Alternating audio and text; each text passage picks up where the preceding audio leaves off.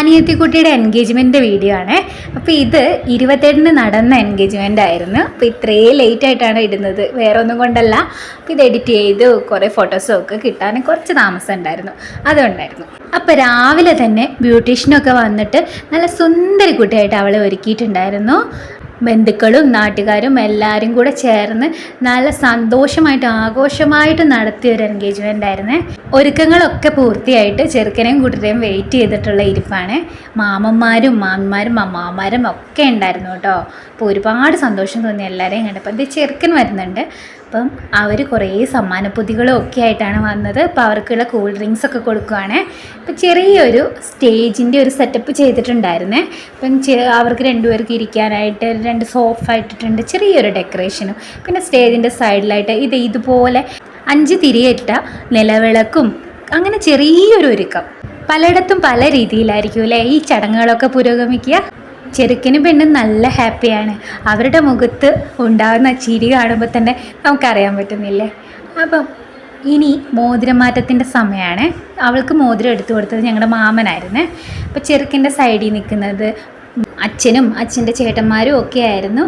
അവളുടെ സൈഡിൽ അതുപോലെ അവളുടെ അച്ഛനും നിൽക്കുന്നുണ്ടായിരുന്നു കേട്ടോ.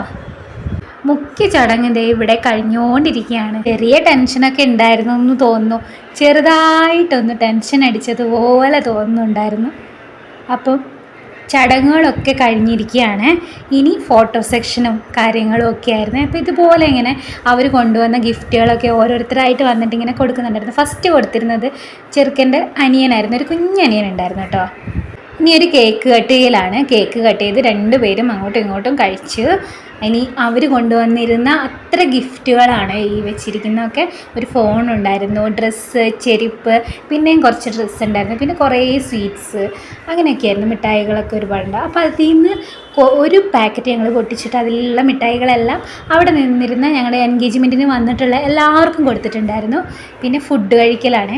ഫുഡ് ബിരിയാണി ആയിരുന്നു. അപ്പോൾ ഇതുപോലെ ഫുഡ് എല്ലാം കഴിഞ്ഞ് നല്ല അടിപൊളി ഫങ്ഷൻ.